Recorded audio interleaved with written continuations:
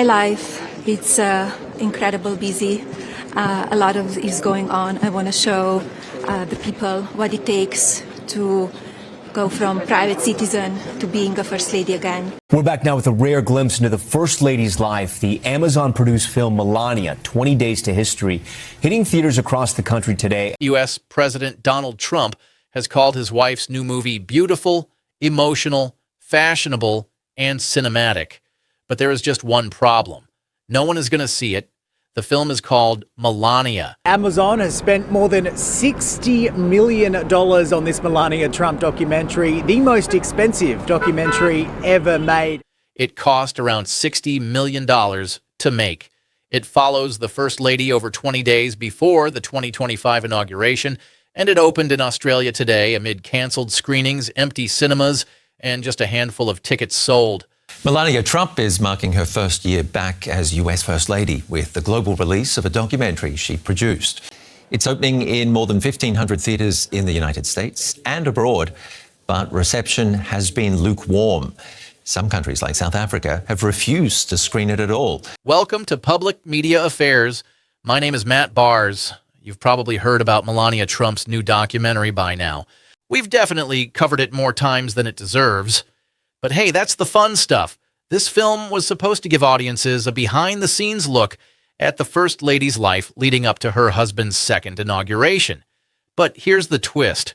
Months after the big announcement, ticket sales are reportedly so low that Republican clubs across several conservative areas are allegedly buying out entire screenings just to make it look like people actually care.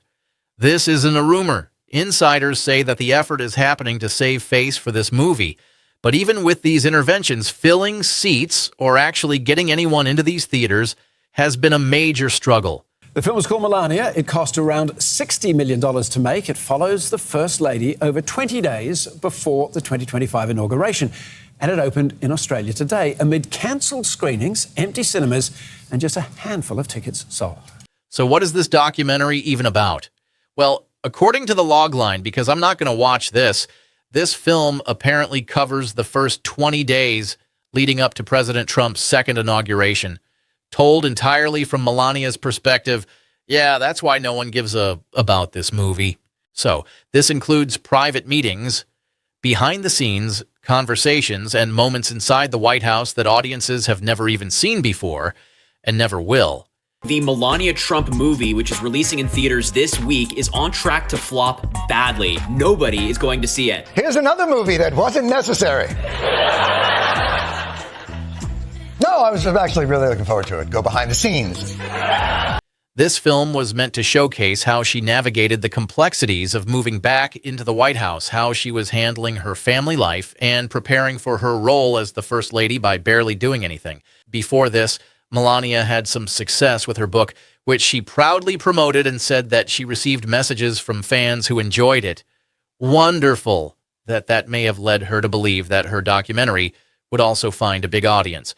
But reality has been a lot harsher. Months after announcing the release date, the film has struggled to attract any attention. Ticket sales in the U.S. have reportedly been extremely weak, and in the U.K., things are even worse. On the very day ICE agents killed nurse Alex Prey, the White House went ahead with its preview of Melania for special guests that night. I saw it for the first time 2 nights ago. I loved it. I thought it was really great. But it really brings back a glamour that you just don't see anymore. Melania's director is also controversial. The film's director, Brett Ratner, back in from the cold. Several women accused him of sexual harassment and misconduct, which he denies at the height of the Me Too movement. Brett Ratner banished by Hollywood after accusations of sexual misconduct in 2017. Then there's the flick's financial backing. Amazon bribed a whopping $40 million for the movie and an additional $35 million for marketing, promotion, and distribution. So big box office, right? Wrong. Why would Jeff Bezos, a billionaire who has tons of business with a government run by a famously corrupt president known for loving bribes, overpay for a Melania documentary? Amazon shelling out $40 million U.S. for worldwide rights and spending another $35 million to market it. Despite Amazon MGM Studios spending $35 million on global marketing, some UK theaters only sold a single ticket for certain screenings. And that's already too much. I think social media users did not hold back. One person posted 1 ticket sold, maybe a collector's item. Another wrote, just checked our local cinema. Not one sold either. Put on the smallest cinema room with only 44 seats. Someone else added, oh my God, how bad is this? Insiders told reporters that empty theaters look terrible and the lack of organic demand has made it difficult to get people even to attend in the first place, even when the tickets are offered for free. That's where the Republican clubs come in. So according to sources, multiple GOP-affiliated clubs have reportedly started buying a large block of tickets or even entire screenings just to make it look as if there's any demand for this. They then offer these tickets for free or at a steep discount to their members, or they distribute them through GOP-affiliated websites. Some locations even require personal information before a seat can be reserved, which has additionally turned off potential attendees, going to make it even harder for people to actually attend the film, which they don't want to see in the first place, even for free. One insider said, this isn't organic demand. Empty theater seats look terrible. Another added, some screenings barely sell unless the party steps in. And yet another described it as it feels more like a movie night or more like a loyalty check. Basically, it's a high-profile attempt to save the image of the First Lady's film, even if it doesn't reflect actual audience interest. So, yeah, it's like, oh, we got to save her ego. We got to save the Trump ego by pretending as if anyone cares about this stupid film. Even with GOP support, it looks like the public is not lining up. Maybe one person per screening, maybe 0, maybe even 2 people at a time. So offering free tickets or discounts has definitely not been enough to create genuine demand, not even close. Despite all of this, Melania herself seems completely undeterred. On January 25th, she praised the film on X after an in-house White House screening, calling it an historic moment and saying she was deeply humbled to have been surrounded by an inspiring room of friends, family, and cultural iconoclasts. I almost tried to do the Slovenian accent there, and I realized I couldn't do it. I'll try next time, maybe. She added, each of these individuals brought their unique vision to the world, making a lasting impression. Our personal stories endure time and serve as a reminder of our mutual obligation to one another.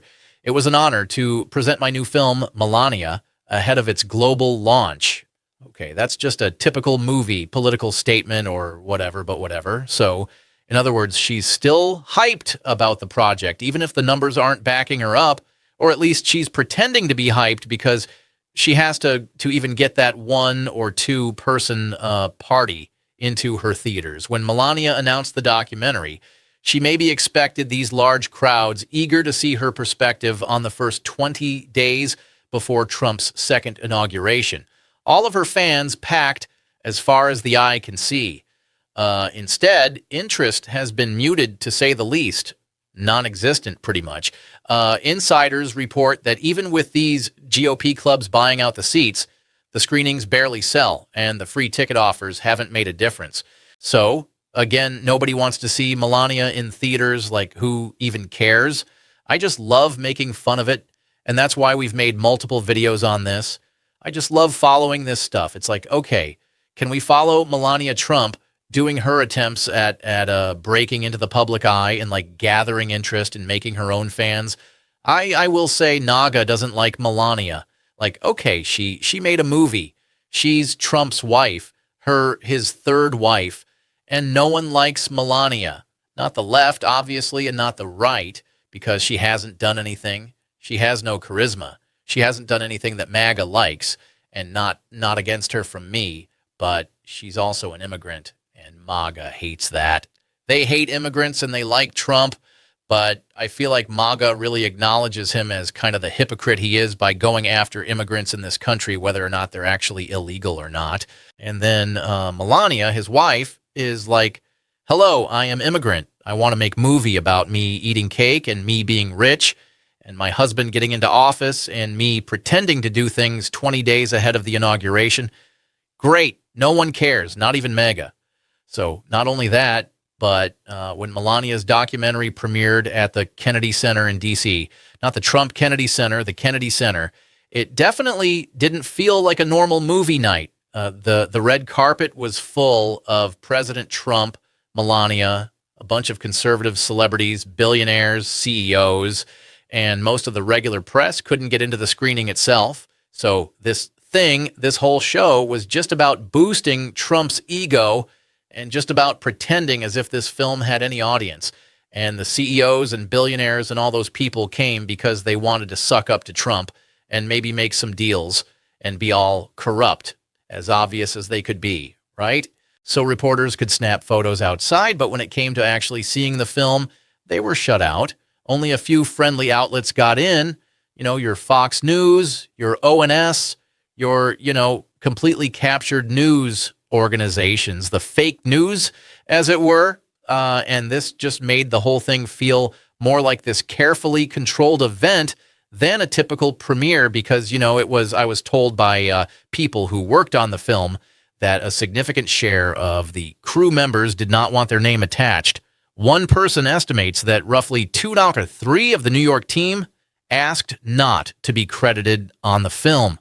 Another person I spoke with who will be credited on the film said that after Trump's first year in office, they now wish they hadn't put their names on it. The president has been boosting the documentary this week, telling followers that tickets were selling out fast. But screenshots of empty or near-empty theater seating charts have spread across social media, indicating people might not be so interested in paying money to see the First Lady on the big screen. People noticed the politics behind this spectacle almost immediately. The Trump branding on the venue, him having slapped his name on the building, the curated guest list of billionaires and wealthy people. Half of them are probably pedophiles. And the Epstein list and, the way the screening was run all made it feel like it was about sending a message rather than sharing a movie that people actually watched. I guarantee you half those people were on their phones like the entire time because it was probably so boring. Online critics and comedians also had their fun poking fun at the whole situation, saying that it looked more like political theater than an honest film event. With empty theaters everywhere and the selective access at the premiere, it became clear that this screening was about controlling the optics, making Melania and Donald feel good about themselves, and not about actually letting people judge the documentary on its own merits. It also shows the unusual level of involvement from Donald Trump in supporting his wife's project. Listen, he's a wife guy, apparently. A third wife guy. 2, 3... there it goes. And according to insiders, this effort just felt less like promoting a movie for actual audiences and literally just more like a test of loyalty for party members and for an opportunity for people to suck up to them. Don't apply to her. I spoke with crew members who described really long hours and a highly disorganized, very chaotic process making this film. They said it was incredibly challenging to coordinate with the First Lady and the Secret Service. The film's director is Brett Ratner, who was known for the Rush Hour movies and X-Men Last Stand. It's the first film that Ratner has made since 2017, when he was publicly accused of sexual misconduct by 6 women. He denied those accusations and was never charged. So this film became a lens to see how far the party and its supporters will go to protect their image and to support the Trumps, regardless of actual public demand of a good, of, a product that, needs people to buy it to prove that it's actually worthwhile. Amazon spent tens of millions of dollars on this, on the marketing, on everything. And I think they're going to get their money's worth because Bezos went to this screening and he probably got some access to the Trumps being like, hey, can I get money off of this? Can I get a tax break on this? Can you give me some slack on this other thing I'm doing? And he probably has saved hundreds of millions of dollars in the process. So it was probably worth it for him, but still a flop. So beyond the empty theaters and weak ticket sales, there is now buzz about behind-the-scenes trouble on the documentary itself. Ooh, drama. Reports say that a large portion of the crew didn't even want their names on the final credits. So these people are working on this film. They're getting paid for it. And at the end of the day, it's like, I don't want this on my IMDb page. I don't want my name in the credits. It'll be worse for me if my name is there than if I'm not even said to be in there in the first place. Like, my career is going to be harmed if my name is in those credits. That's what these people were like. So many of these workers felt uncomfortable about being publicly associated with the project and asked to be left off the film entirely. That is really unusual. Most films do not have that level of internal pushback, even when they're Reezy Award winners. Like, some films are bad, real bad, and the actors, the set people, everyone working on the film still get their names in the credits because, hey, additional film for your portfolio. It looks good to have worked on something. Who cares that, the plot was bad and the writing was bad and the movie was bad? At least you're in the credits, right? But in this case, they just didn't even want to be in it regardless. Man, this was just a travesty. Less about storytelling, obviously, and more about politics and image management. So, of course, these people don't want to have anything to do with it. I wouldn't want my name on anything related to the Trump organization and company. On top of that, and this is even worse, the director Brett Ratner has his own baggage. He's been away from Hollywood largely since, past sexual misconduct allegations resurfaced. And he has also recently been discovered to be in the Epstein files multiple times. He's in pictures with Epstein with underage girls. And this is the guy they chose to direct this movie. It could not get any worse than actually. Yes, it could get worse than this. But many viewers question why someone so controversial was brought in to helm a high-profile First Lady documentary in the first place. And the answer to that is pedophiles and billionaires and corporations and politicians just got to stick together. He's not going to get work anywhere else. So what better than for a pedophile to hire a pedophile to do, some work for him? He's got to get work somewhere. Where are the pedophiles supposed to go in this industry? This is just ridiculous. The timing of all of this has made the film feel politically charged, like it's just for the politics of it. It's not for the actual quality of the movie. It's not just artistically questionable. It is questionable at every single layer. Here's some more good stuff. Late night hosts and cultural commentators did not hold back in the slightest. Melania has been dragged through the mud on national TV and talk shows with hosts suggesting that it is definitely going to bomb at the box office, or at least be more interesting as an accidental comedy than a serious documentary. Those kinds of films that are so bad they're good. I kind of feel like this is just going to be so bad it's bad. But hey, people like to make fun of bad stuff. So when this ends up online, people are going to find it. And they might watch it as a way to make fun of it, So the trolling highlights how disconnected the documentary's expectations were from reality. So what is the takeaway here? Melania Trump's documentary was meant to be a personal behind-the-scenes glimpse at the First Lady's life during a historic moment. And instead, it became an example of how hype, marketing, and political intervention don't always translate to real audience interest. And instead, if it has to do with slop, it is going to result in slop. In the end, it is clear that enthusiasm and effort and marketing money do not always equal success, at least not at the box office. And I don't think that the money spent on marketing or this movie were ever even intended for an audience in the first place. So for now, it seems that the world is not lining up for Melania's movie. No matter how many seats are bought or tickets are offered for free, people do not want to see this. So what do you think? I think it has been real fun making fun of this.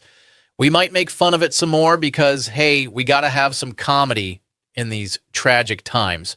This is Public Affairs Media. My name is Matt Bars. Like and subscribe. I hope to see you in the next video. Peace.